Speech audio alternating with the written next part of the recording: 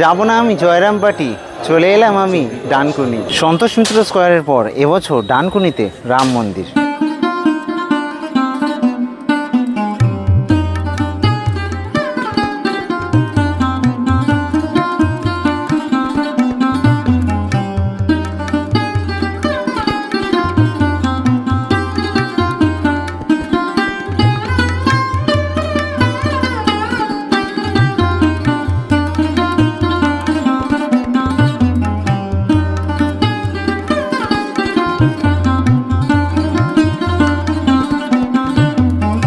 Reporting from Dankuni junction. আমি আজকে ষষ্ঠীর দিন চলে এলাম ডানকুনিতে, ডানকুনি জংশনে। আর এখান থেকে আজকে ডানকুনির দুর্গাপুজোর পরিক্রমা হতে চলেছে। এখন দাঁড়িয়ে রয়েছি ডানকুনি স্টেশনের 1 নম্বর প্ল্যাটফর্মে। আর এখান দিয়ে আমি বেরোবো, বাইরে বেরিয়ে সোজা চলে যাব প্রথমে ডানকুনি স্পোর্টিং ক্লাবে। তো স্টেশন থেকে কিন্তু বেরোলাম, আর এই টিকিট কাউন্টারের এই সাইড দিয়ে যদি আসি তো এখানে এসে যে রাস্তাটা ডান দিকে গেছে আর কি এখান থেকে, তো সেই রাস্তাটা ধরে কিন্তু এগিয়ে যাব। তো বেরিয়েই কিন্তু এই যে দেখতে পাচ্ছ এখানে কিন্তু দুর্গাপুজো হচ্ছে। তো এখান দিয়ে এই রাস্তা দিয়ে কিন্তু এগিয়ে যাব আমি প্রথমে ডানকুনি স্পোর্টিং ক্লাবের দিকে। তো কিছু দূর আসতেই কিন্তু এই ফ্লাইওভার পড়বে, এখান থেকে কিন্তু আমি বাঁ দিকটাতে আর কি চলে যাব। এই ডানকুনিতে আসার জন্য মোটামুটিভাবে 2-3 জন তোমরা বলেছিলে। তো যাই হোক, এই ডানকুনিতে কিন্তু আজকে দুর্গাপুজোর পরিক্রমা হতে চলেছে ষষ্ঠীর দিন। আর এই যে দেখতে পাচ্ছ ফ্লাইওভারটা শেষ করে তারপরে কিছুটা হেঁটে যেতে হবে, তারপরে কিন্তু আমি দেখাচ্ছি কীভাবে যেতে হবে। তো আমি আছি আপাতত ডানকুনি হুগলিতে, তোমরা আছো ব্যাকবেঞ্চার স্ট্রিটের রথে। চলো ভিডিওটা শুরু করা যাক। এই হুগলিতে কিন্তু অলরেডি জিরাট আর চিনচুরা দুটোরই কিন্তু পরিক্রমা দেওয়া রয়েছে, অবশ্যই চেক আউট করে নিই। আর স্টেশন থেকে মোটামুটি 800 মিটারের মতো হেঁটে কিন্তু চলে আসলাম আমরা আমাদের প্রথম ডেস্টিনেশন। দেখতে পাচ্ছ যে প্যান্ডেলটা। চলো এবার ডানকুনি স্পোর্টিং ক্লাবের যে পুজো প্যান্ডেলে এগিয়ে যাব। তো এই যে দেখতে পাচ্ছ ডানকুনি স্পোর্টিং ক্লাব, তাদের যে পুজো প্যান্ডেল সেটার সামনে কিন্তু চলে এলাম। এই যে দাঁড়টা দেখতে পাচ্ছ, এই দাঁড়টাকে দিয়ে, এই দাঁড়ের মধ্যে দিয়ে আর কি ভেতরে গিয়ে তারপরে তোমরা দেখতে পাবে অর্জুনের রথ। এবছরের ভাবনা কিন্তু অর্জুনের রথ। আমি তোমাদেরকে সামনে গিয়ে দেখাচ্ছি, তার আগে দেখো দূর থেকে তোমাদেরকে একটু দেখাই, দেখো কতটা সুন্দর লাগছে। দেখো চলো এবার একটু যাব আমি। ভিডিও শুরু করার আগে বলে রাখি যে ডানকুনি বা হুগলি থেকে কে কে দেখছো অবশ্যই জানিও।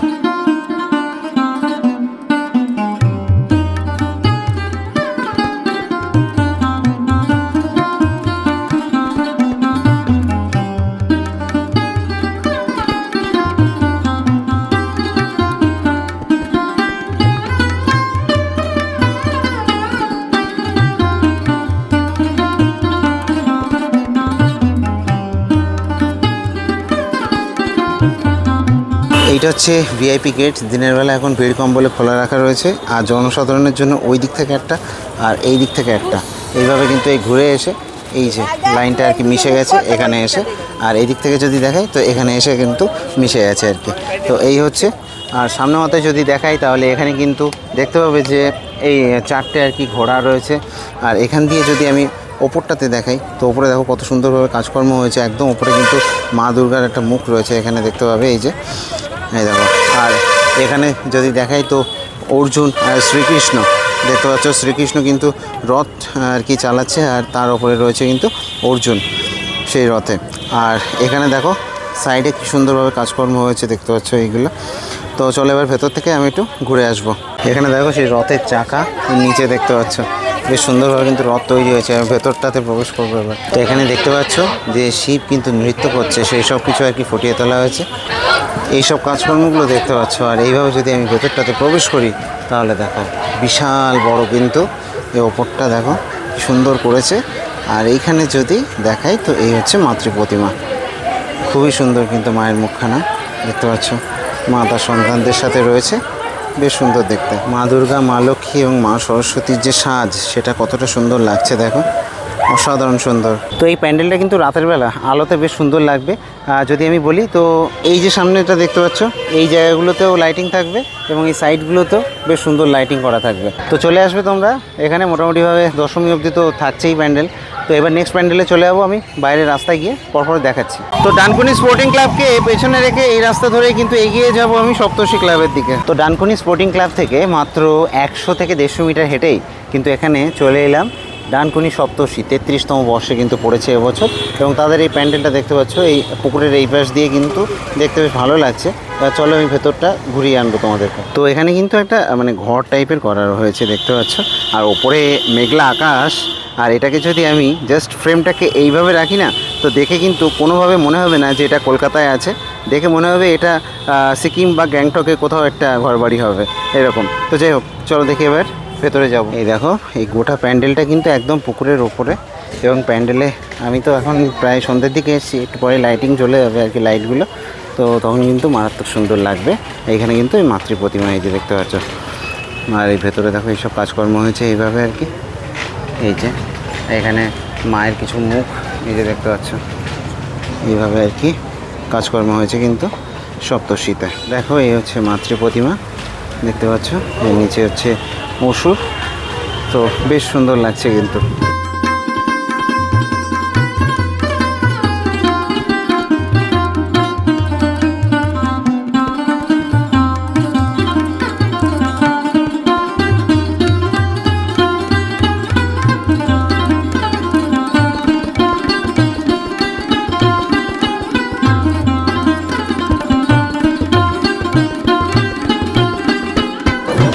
এই যে এটাকে বলে ভক্তি, আর বাকি আমরা আসি শুধু থিম দেখতে। তো সপ্তর্ষি থেকে কিন্তু বেরোলাম, আর এখান থেকে কালীপুর স্পোর্টিং ক্লাবে যাব, ওই রাস্তা ধরেই কিন্তু যাব। তো এই রাস্তা ধরে মোটামুটিভাবে যত দূর আমি এসেছি তত দূর আবার যেতে হবে, মানে এখনও 800 মিটার আবার যেতে হবে। এই পরপর এই দুটো পুজো কাছাকাছি ছিল। তো এই টিএন মুখার্জি রোড ধরে এই কালীপুর এইটা কিন্তু চলে এলাম এই মোড়টাতে। এবার একটা বাঁদিকে গেছে, একটা সোজা গেছে, সোজা রাস্তাটা দিয়ে কিন্তু এগিয়ে যাব। তো সপ্তর্ষি থেকে কিন্তু এই টিএন মুখার্জি রোড ধরে এগিয়ে চলে এলাম এই যে কালীপুর। তো এবার বলে রাখি, এখান দিয়ে বাঁদিকে সোজা সব দিকে রাস্তা গেছে, কিন্তু আমি যাব কিন্তু ডান দিকে, আমি দেখাচ্ছি।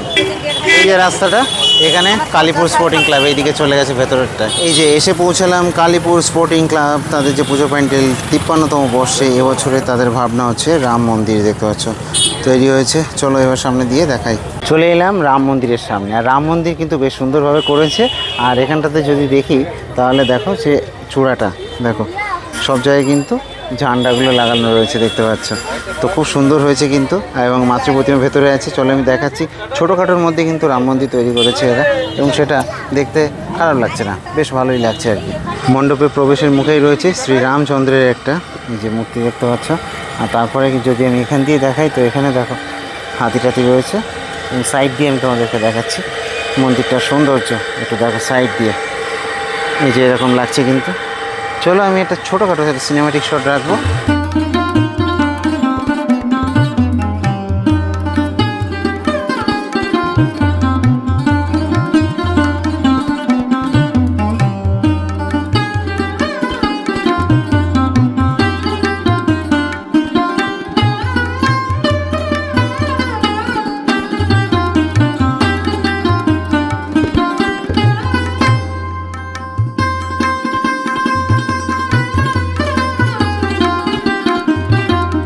তো দেখলে তোমরা প্রতিমা ভেতরে দেখালাম, আর এই হচ্ছে এক্সিটটা। তো দেখো এই যে রাম মন্দির থেকে কিন্তু বেরোলাম, মোটামুটিভাবে এই 3টে বড় পুজো কিন্তু এখানে রয়েছে।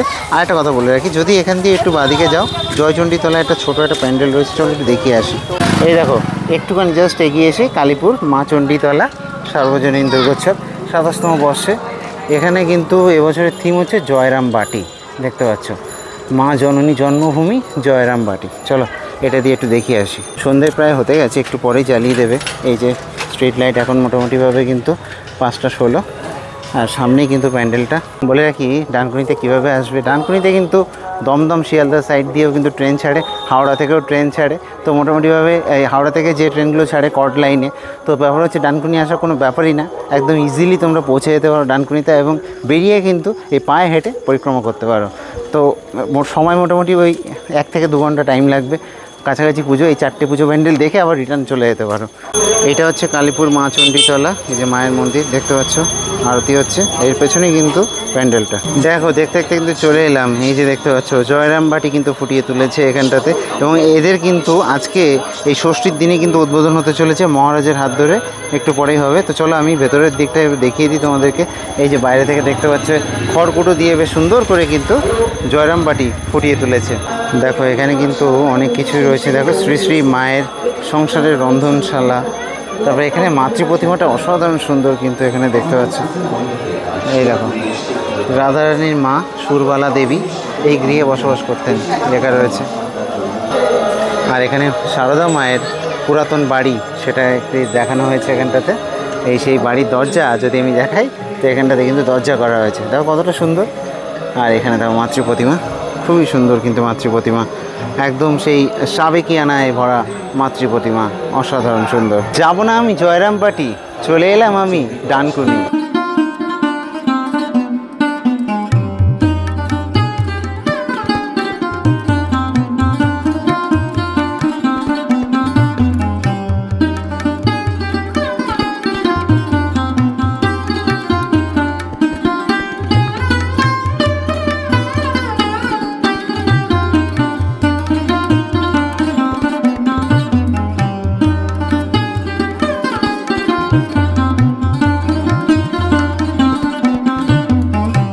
দেখো মা চণ্ডীতলায় কিন্তু এখন এই যে আরতি হচ্ছে দেখতে পাচ্ছ।